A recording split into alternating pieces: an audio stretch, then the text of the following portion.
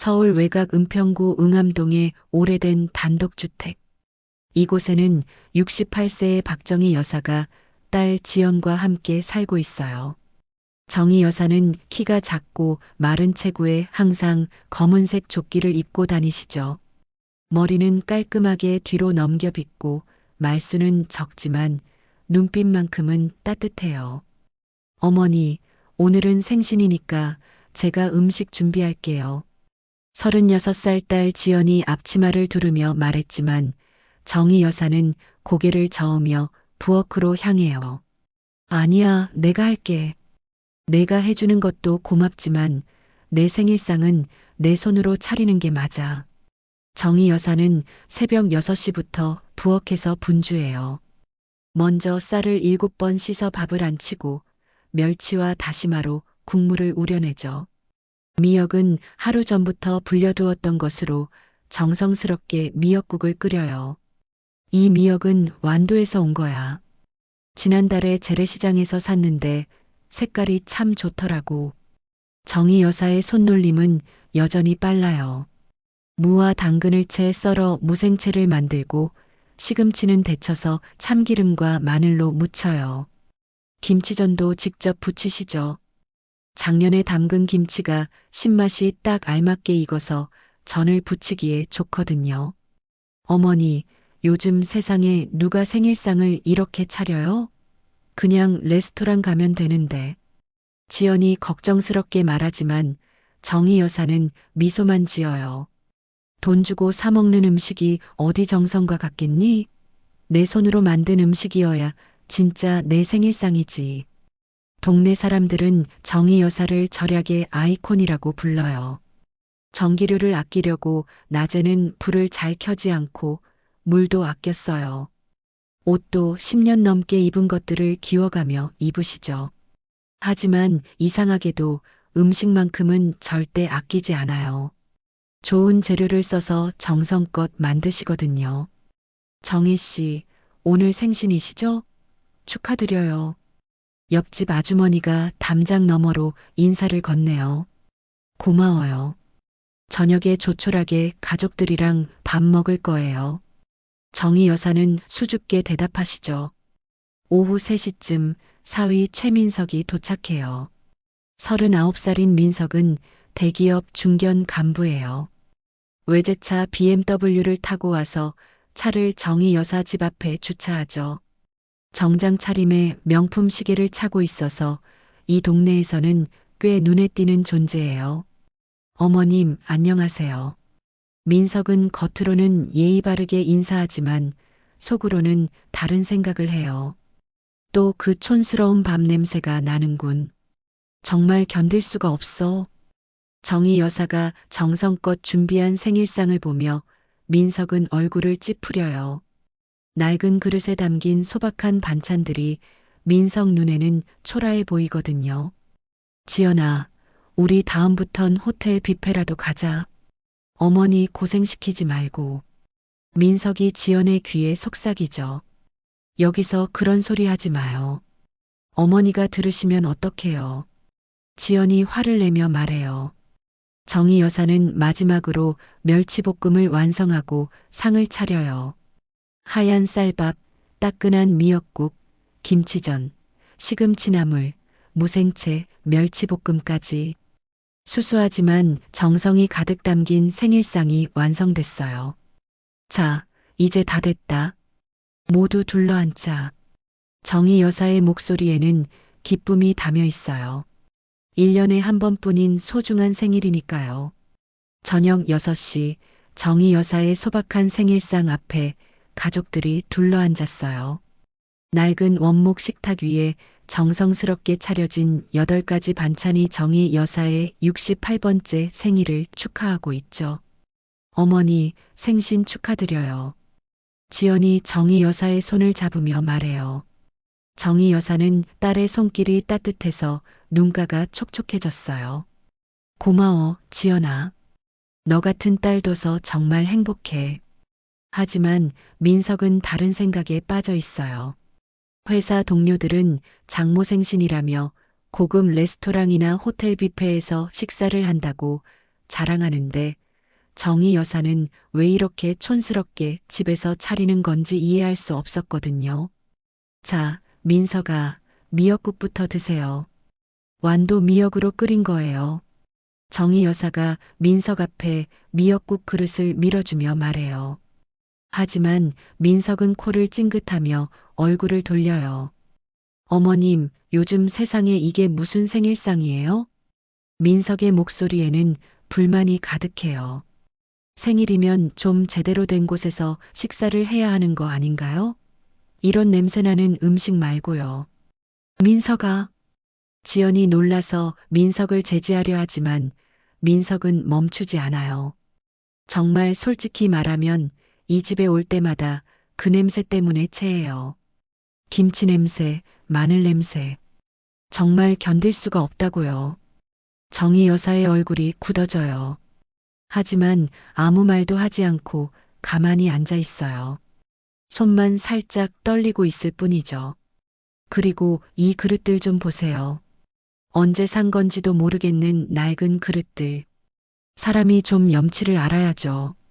민석이 손짓을 하다가 실수로 미역국 그릇을 건드려요. 따뜻한 미역국이 식탁 위로 쏟아지면서 정희 여사가 정성껏 만든 김치전과 시금치나물에까지 흘러내려요. 아, 진짜. 이것 봐요. 이런 낡은 그릇이니까 이런 일이 생기는 거예요. 이거 어떻게 먹어요? 민석은 짜증을 내며 냅킨으로 자신의 옷만 닦아요. 정희 여사나 지연은 신경 쓰지 않고요. 정말 못 먹겠네요. 나 나갈게요. 민석이 자리에서 일어서려는 순간 지연이 민석의 팔을 붙잡아요. 당신 지금 뭐 하는 거예요? 어머니 생신인데. 생신이면 좀 품위 있게 해야지. 이게 뭐예요? 차라리 안 하는 게 나을 뻔했어요. 정희 여사는 여전히 말이 없어요. 그저 흘러내린 미역국을 보며 조용히 앉아 있을 뿐이죠. 68년을 살아오면서 이렇게 모욕감을 느껴본 적이 없었어요. 어머니, 지연이 정희 여사를 걱정스럽게 바라봐요. 정희 여사는 천천히 일어나서 부엌으로 가서 행주를 가져와요. 괜찮다. 실수는 누구나 할 수 있는 거야. 정희 여사는 담담한 목소리로 말하며 쏟아진 국물을 닦기 시작해요. 손이 떨리는 것도 모른 채로요.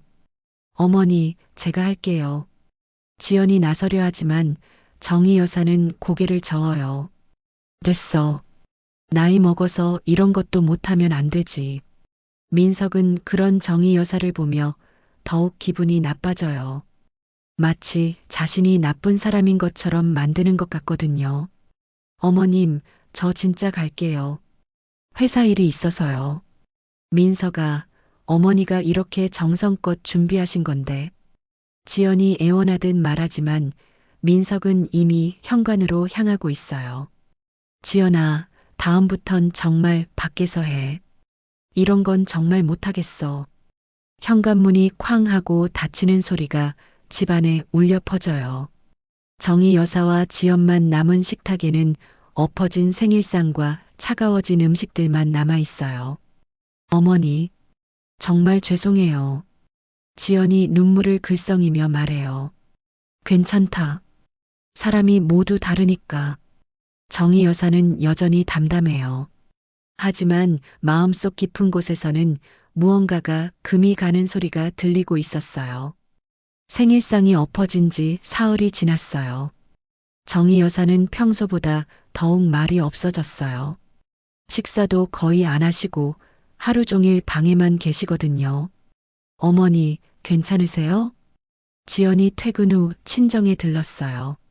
민석은 그날 이후로 계속 늦게 들어오고 있어서 어머니가 더욱 걱정됐거든요. 응, 괜찮아. 그냥 좀 피곤해서. 정희 여사의 목소리에 힘이 없어요. 평소 그렇게 꼿꼿하시던 어깨도 축 늘어져 있고요. 지연이 화장실에 가려고 일어서는데 어머니 방문이 열려 있는 게 보여요. 평소에는 항상 닫혀 있던 방문이 오늘은 활짝 열려 있거든요. 그 순간 낡은 서랍에서 서류들이 흘러나와 바닥에 떨어져 있는 게 보여요. 어머니, 서류가 떨어져 있어요. 지연이 방에 들어가서 서류들을 주우려는데 그중 하나가 눈에 띄어요. 재산 목록표, 재산 목록표? 지연이 무심코 그 종이를 들여다보는 순간 눈이 휘둥그레져요. 강남구 청담동 토지 3필지, 서초구 반포동 아파트 6채, 시가총액 5천억. 지연의 손이 심하게 떨리기 시작해요. 어머니가 수천억 원의 재산을 가지고 계시다니요. 이게 진짜인가? 다른 서류들을 급하게 뒤져보니 더욱 충격적인 내용들이 나와요. 태창그룹 창업주 박철수 회장 상속 재산 분할 협의서라는 제목의 문서가 보이거든요. 태창그룹? 설마. 태창그룹이면 대한민국에서 손꼽히는 대기업이에요. 그 창업주가 외할아버지라고요? 지연아. 정희 여사의 급한 목소리에 지연이 깜짝 놀라요. 어머니, 이게 뭐예요? 지연이 떨리는 손으로 재산 목록표를 들어보여요. 정희 여사의 얼굴이 하얗게 질려요. 평생 숨겨왔던 비밀이 딸에게 들켜버린 거예요. 어떻게, 그걸, 어머니, 이게 정말이에요? 외할아버지가 태창그룹 회장이셨다고요? 지연의 목소리가 떨려요. 도저히 믿을 수 없거든요. 정희 여사는 한참 동안 입을 열지 못해요. 그러다가 천천히 고개를 끄덕여요. 그래, 내 외할아버지는 태창그룹 박철수 회장이셨어. 나는 그분의 장녀였고, 그럼 어머니는 재벌가 딸이셨다고요? 왜 그동안 말씀 안 하신 거예요? 너희 아버지 돌아가신 뒤 이 동네로 내려왔지. 모든 걸 버리고 싶었어. 정희 여사의 목소리에 깊은 아픔이 배어 있어요. 형제들 사이에 재산 다툼이 너무 심했어. 서로 죽이려고 할 정도였지. 나는 그런 게 싫어서 내 목만 받고 도망쳐 나왔어. 그럼 왜 이렇게 검소하게 사세요? 돈은 사람을 가리게 해, 지연아. 나는 날 사랑해줄 가족이 필요했어. 내 돈을 원하는 사람들이 아니라. 정희 여사의 눈에서 눈물이 흘러내려요. 그런데 사흘 전에 민석이가 한 말을 들으니까 내가 얼마나 바보 같았는지 알겠더라고. 지연의 가슴이 먹먹해져요. 어머니가 왜 그렇게 소박하게 사셨는지 이제야 이해가 되거든요. 그때 지연의 휴대폰이 울려요. 민석에게서 온 문자예요. 오늘도 야근. 늦을 것 같아. 지연은 문자를 보며 씁쓸해져요. 만약 민석이 어머니의 진짜 정체를 안다면 어떻게 반응할까요? 어머니, 민석이한테는 말하지 말아요. 왜? 그 사람이 어떤 사람인지 정확히 알고 싶어요. 지연의 눈에 결심이 서려 있어요. 지연은 그날 밤 집에 돌아와서도 잠을 이룰 수 없었어요. 어머니가 태창그룹 창업주의 딸이라는 사실이 믿어지지 않았거든요. 그 검소하고 소박한 어머니가 수천억 원의 재산을 가지고 계시다니요. 여보, 왜 이렇게 늦어? 민석이 밤 11시가 넘어서 들어왔어요. 요즘 계속 야근을 한다며 늦게 들어오고 있거든요. 회사 일이 많아서 피곤해 죽겠어. 민석은 넥타이를 풀며 소파에 털썩 앉아요. 어머니는 괜찮으셨어? 지연이 조심스럽게 물어봐요. 또 그 이야기야? 나는 정말 그날 일은 잊었으면 좋겠는데. 민석의 목소리에 짜증이 섞여 있어요. 그날 정말 너무했어요. 어머니가 얼마나 상처받으셨는지 알아요? 알았다고. 다음에 기회 되면 사과할게. 민석은 대충 둘러대며 방으로 들어가요. 지연은 민석의 등을 바라보며 마음속으로 다짐해요. 어머니 재산 이야기는 절대 말하지 말자. 민석이가 어떤 사람인지 정확히 알아봐야겠어. 다음 날 아침 지연은 출근 전에 정희 여사를 다시 찾아가요. 어머니, 어젯밤 잠 못 자셨죠? 좀 그랬지. 너도 놀랐을 거야. 정희 여사는 여전히 피곤해 보여요. 어머니, 정말 왜 그렇게 오랫동안 숨기고 사신 거예요? 지연이 궁금해서 못 견디겠다는 듯 물어봐요.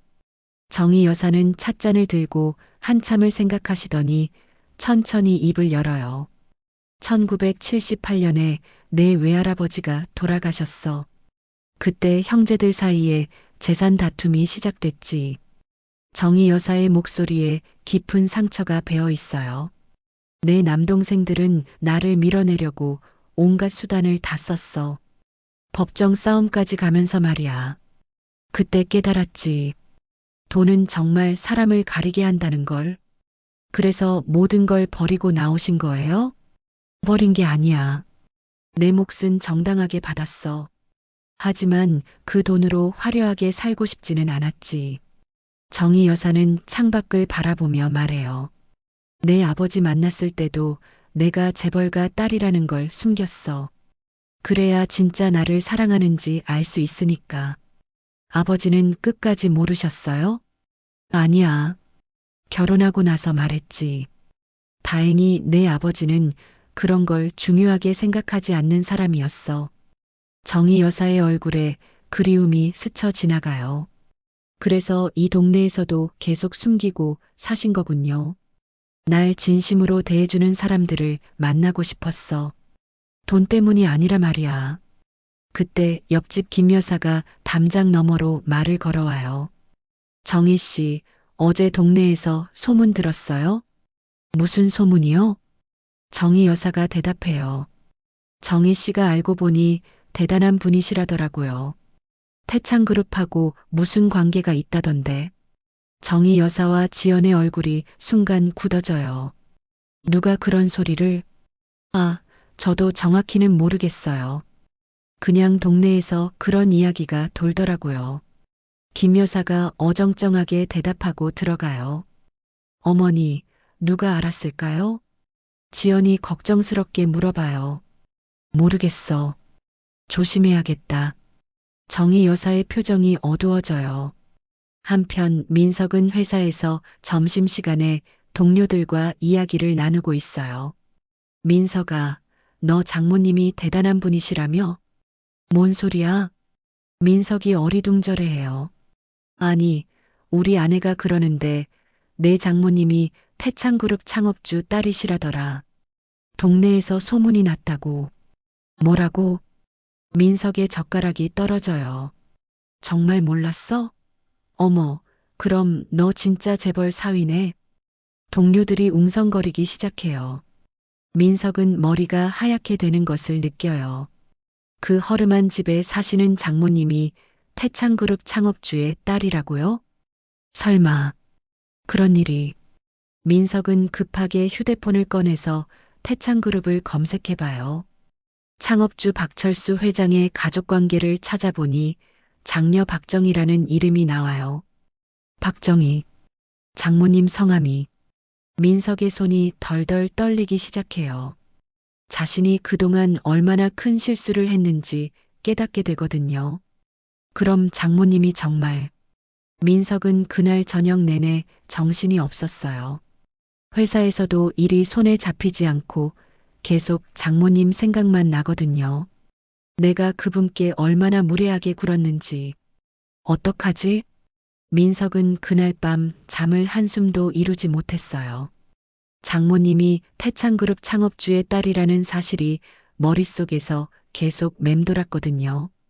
자신이 수천억 원의 재산을 가진 분께 얼마나 무례하게 굴었는지 생각하니 식은땀이 났어요.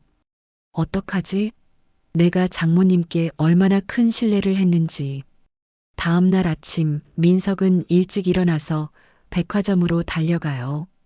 가장 비싼 꽃다발을 사고 고급 한과 선물 세트까지 준비했어요. 지연아, 나 오늘 장모님께 인사드리러 갈게. 갑자기 왜? 지연이 의아해해요. 며칠 전까지만 해도 어머니 이야기만 나와도 짜증을 냈던 민석이 갑자기 왜 이러는 걸까요? 그냥 그날 일이 계속 마음에 걸려서 제대로 사과드려야겠어. 민석의 목소리가 어색해요. 하지만 지연은 민석이 드디어 정신을 차린 것 같아서 다행스러워해요. 그래요. 어머니께서 많이 상처받으셨을 거예요. 오후 2시 민석은 정희 여사 집 앞에 서 있어요. 평소 같으면 그냥 들어갔을 텐데 오늘은 왠지 문 앞에서 망설여져요. 장모님 민석입니다. 민석이 조심스럽게 인터폰을 누르며 말해요. 아, 민석아. 들어와. 정희 여사의 목소리가 들려와요. 평소와 다름없는 따뜻한 목소리지만 민석에게는 어쩐지 무겁게 들려요. 장모님, 안녕하세요. 민석이 꽃다발과 선물을 들고 들어서며 깍듯하게 인사해요. 평소와는 완전히 다른 모습이죠. 어머, 이게 뭐야? 무슨 일이야? 정희 여사가 놀라며 물어봐요. 장모님, 지난번에 정말 죄송했습니다. 제가 정말 제정신이 아니었어요. 민석이 고개를 깊숙이 숙이며 말해요. 괜찮다. 이미 지난 일이야.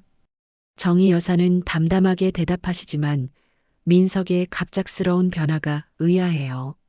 아니에요. 정말 용서받을 수 없는 일을 했어요. 어머님의 정성을 모독했잖아요. 민석의 목소리에 간절함이 담겨 있어요. 하지만 그 간절함 뒤에는 다른 계산이 숨어 있었죠. 민석아, 일어나. 그런 식으로 하지 마. 정희 여사가 불편해하며 말해요. 어머님, 앞으로는 정말 잘할게요. 다시는 그런 실수 안 할게요. 됐어. 차나 마시자.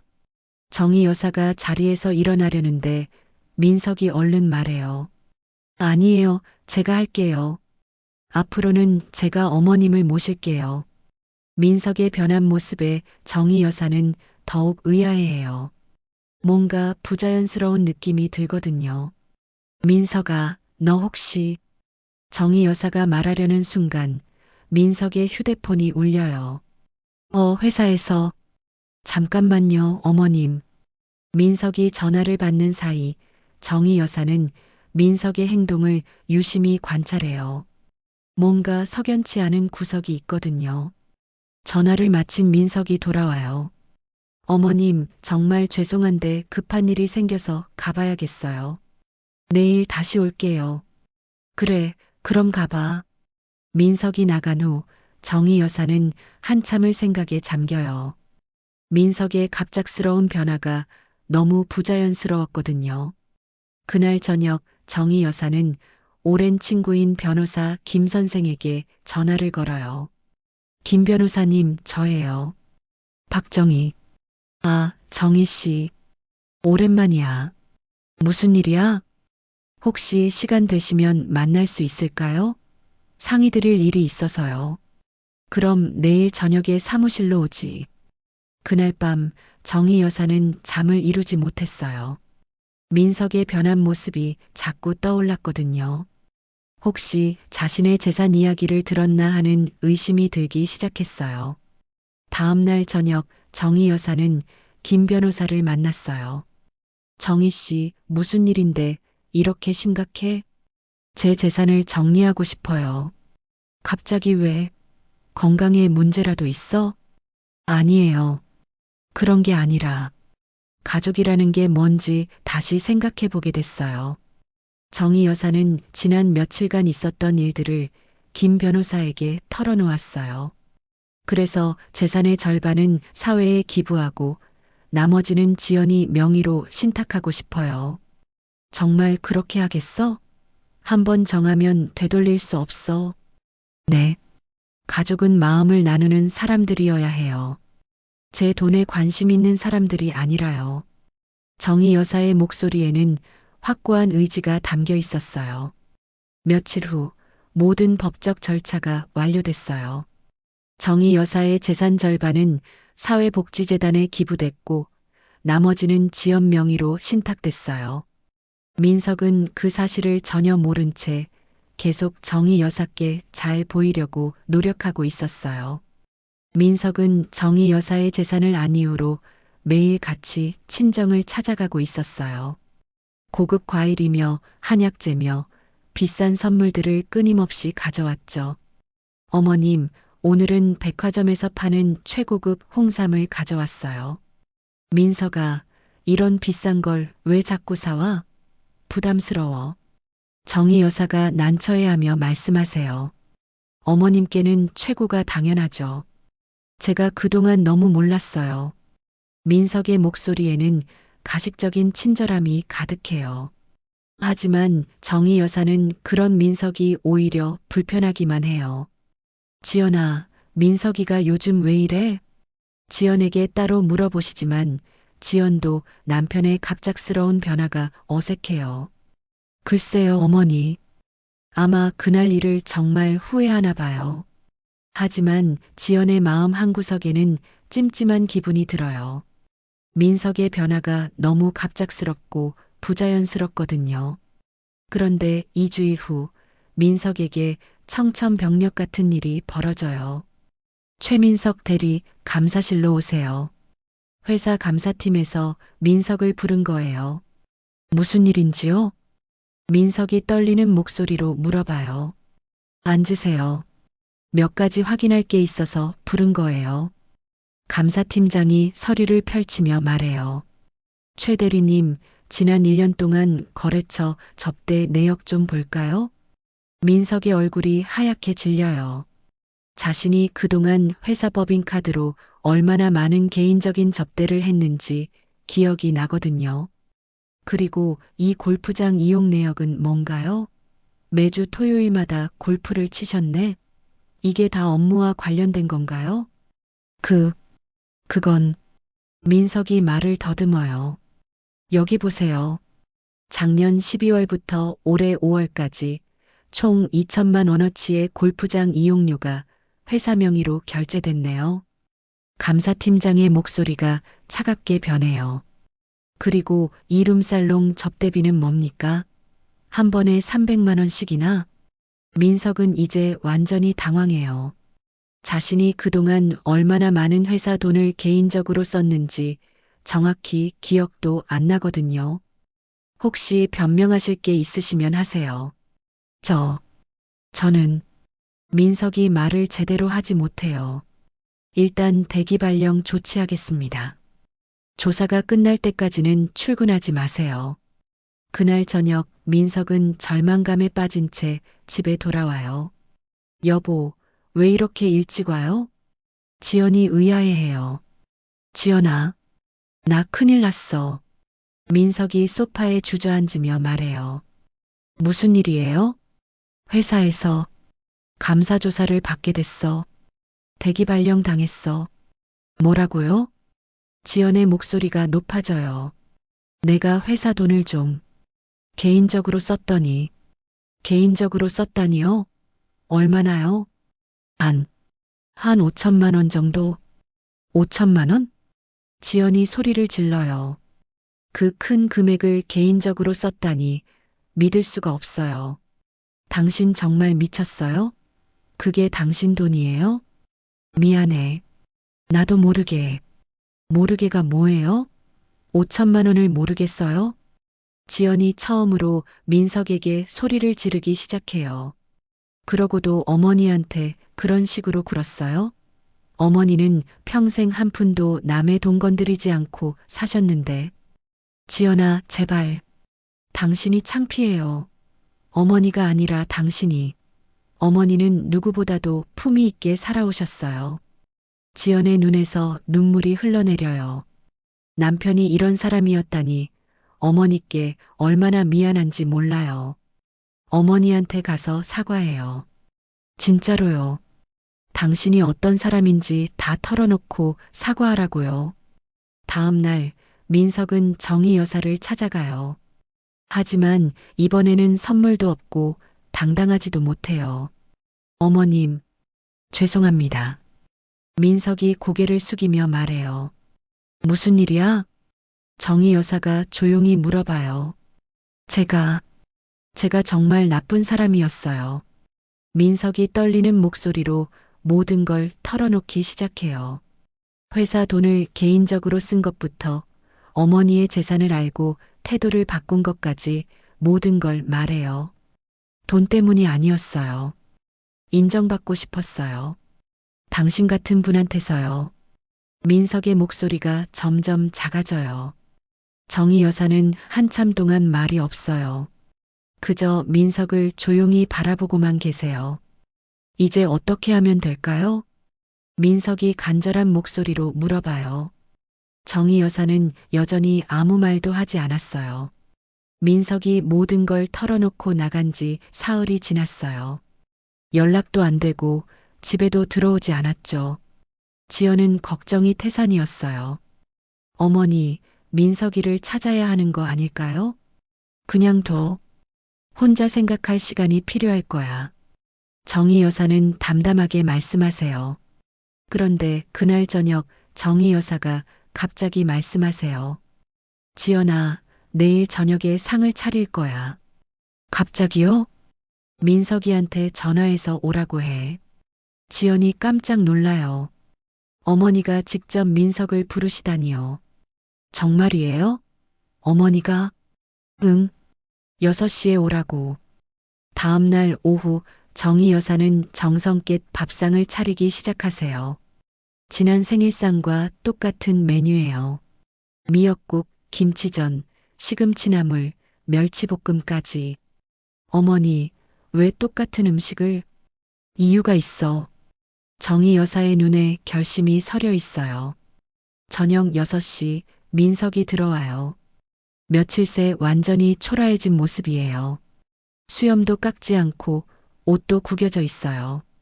어머님, 왜 저를 부르셨어요? 민석의 목소리가 떨려요. 앉아. 정희 여사가 간단히 말씀하세요. 식탁에는 지난번과 똑같은 반찬들이 차려져 있어요. 민석은 그 밥상을 보는 순간 온몸이 굳어져요. 이게, 그래. 내가 엎어버린 그 밥상이야. 정희 여사의 목소리가 차갑게 들려요. 민석은 수저를 들 수가 없어요. 지난번 자신의 행동이 떠올라서 손이 떨리거든요. 어머님, 저는 먹어. 정희 여사가 단호하게 말씀하세요. 못 먹겠어요. 제가 어떻게, 왜, 냄새나니까? 정희 여사의 날카로운 질문에 민석이 고개를 들어요. 아니에요. 그런 게 아니라. 그럼 뭐야? 촌스러워서? 민석의 얼굴이 하얗게 질려요. 정희 여사가 자신이 했던 말을 그대로 하고 계시거든요. 이건 지난번과 똑같은 반찬이야. 정희 여사가 천천히 말씀하세요. 똑같은 그릇, 똑같은 냄새, 똑같은 김치전. 민석의 눈에 눈물이 고이기 시작해요. 차이가 있다면 당신이 이제 고개를 숙일 줄 안다는 거지. 정희 여사가 민석 앞에 미역국을 밀어주세요. 이 국은 여전히 따뜻해. 내가 엎어버렸을 때도 따뜻했고 지금도 따뜻하지. 어머님. 하지만 그때와 지금의 차이를 알아? 민석이 고개를 저어요. 그때는 내 마음이 차가웠어. 지금은 그래도 좀 따뜻해졌지. 정희 여사의 목소리가 부드러워져요. 사람의 마음도 음식과 같아. 차갑게 대하면 차가워지고 따뜻하게 대하면 따뜻해지는 거야. 민석이 떨리는 손으로 수저를 들어요. 이제 먹어. 진짜로. 민석이 첫 숟가락을 뜨는 순간 눈물이 뚝뚝 떨어져요. 맛있어요. 당연하지. 정성이 들어간 음식이니까. 정희 여사도 함께 수저를 들어요. 어머님, 제가 정말. 됐어. 이제 그만하고 밥이나 먹자. 그날 저녁 똑같은 밥상 위에서 완전히 다른 마음들이 만났어요. 차가웠던 마음은 따뜻해졌고 상처받았던 마음은 치유되기 시작했어요. 민석은 그날 처음으로 정희 여사의 음식이 정말 맛있다는 걸 느꼈어요. 돈의 가치가 아니라 마음의 가치를 알게 된 거죠. 어머님, 앞으로 제가 잘할게요. 말로만 하지 말고 행동으로 보여줘. 정희 여사의 따뜻하지만 단호한 말에 민석이 고개를 끄덕여요. 그 밥상에는 이제 진짜 가족의 온기가 흘렀어요. 그날 밤 이후로 민석의 삶은 완전히 바뀌었어요. 회사에서는 결국 해고 통보를 받았지만 이상하게도 절망감보다는 홀가분한 기분이 들었거든요. 지연아, 나 이제 뭘 해야 할까? 민석이 처음으로 아내에게 진심으로 물어봤어요. 당신이 정말 하고 싶은 일을 하세요. 지연의 대답이 따뜻했어요. 어머니의 마음을 이해하게 되면서 지연도 남편을 다르게 보게 된 거죠. 한 달 후 정희 여사는 동네 사람들을 집으로 초대했어요. 오늘 여러분께 말씀드리고 싶은 게 있어요. 정희 여사가 이웃들 앞에서 차분하게 말씀하기 시작하세요. 제가 소외계층 아이들을 위한 장학재단을 만들기로 했어요. 어머, 정희 씨가? 김 여사가 놀라며 말해요. 네. 따뜻한 밥상 장학재단이라고 이름 지었어요. 정희 여사의 목소리에 힘이 있어요. 가난해서 공부를 포기하는 아이들이 없었으면 해서요. 그리고 동네 할머니들께도 일자리를 만들어 드리고 싶어요. 정희 여사는 이미 모든 계획을 세워두셨어요. 동네 할머니들이 직접 만든 반찬을 도시락으로 판매해서 그 수익금으로 장학금을 주는 사업이었죠. 정희 씨, 정말 대단하세요. 이웃들이 박수를 쳐요. 그날 저녁 가족들만 남았을 때 정희 여사가 말씀하세요. 민석아, 너도 도와줄 수 있니? 저요? 제가 뭘 도와드릴 수 있을까요? 재단 일을 함께 해보자. 내가 회사에서 배운 걸 좋은 일에 써보는 거야. 민석의 눈이 반짝여요. 처음으로 자신이 쓸모 있는 사람이 될 수 있을 것 같았거든요. 정말 그래도 될까요? 물론이지. 가족이니까. 정희 여사의 따뜻한 말에 민석의 가슴이 뭉클해져요. 2달 후 따뜻한 밥상 장학재단 설립 기념식이 열렸어요. 작은 동네 공민관이지만 많은 사람들이 모였어요. 안녕하세요. 따뜻한 밥상 장학재단 이사장 박정희입니다. 정희 여사가 마이크 앞에 서세요. 평소보다 단정하게 차려입으신 모습이 우아해 보여요. 저는 평생 가족이 뭔지 생각해 왔어요. 그리고 깨달았습니다. 가족에게 필요한 건 이해와 존중이라는 걸요. 정희 여사의 목소리가 공민관에 울려 퍼져요. 그게 돈보다 어려운 가치라는 것도 알게 됐고요. 지연이 무대 아래에서 어머니를 바라보며 눈물을 글썽여요. 어머니가 이렇게 당당하게 서 계신 모습이 자랑스러워요. 이 재단은 단순히 돈을 주는 곳이 아닙니다. 아이들에게 따뜻한 마음을 전해주는 곳이에요. 마치 정성껏 차린 밥상처럼 말이죠. 박수가 터져 나와요. 기념식이 끝난 후 가족들은 정희 여사 집으로 돌아왔어요. 어머니, 정말 멋있으셨어요. 지연이 정희 여사의 손을 꼭 잡으며 말해요. 그런가? 나도 모르게 떨렸는데. 정희 여사가 수줍게 웃으세요. 어머님, 저도 열심히 도울게요. 민석이 진심으로 말해요. 요즘 민석은 재단 일을 도우면서 작은 사회적 기업을 준비하고 있어요. 동네 할머니들의 손맛을 살린 도시락 사업이죠. 오늘은 또 상을 차려볼까? 정희 여사가 갑자기 말씀하세요. 어머니, 제가 할게요. 지연이 나서려 하지만 정희 여사가 손을 저어요. 아니야. 오늘은 우리 셋이 함께 하자. 그날 저녁 세 사람이 함께 밥상을 차렸어요. 정희 여사는 미역국을 끓이고 지연은 나물을 무치고 민석은 김치전을 부쳤어요. 민석아, 김치전 맛이 제법인데? 어머님께서 가르쳐 주신 대로 했어요. 민석이 뿌듯해해요. 식탁에 앉아서 함께 밥을 먹는데 예전과는 완전히 다른 분위기예요.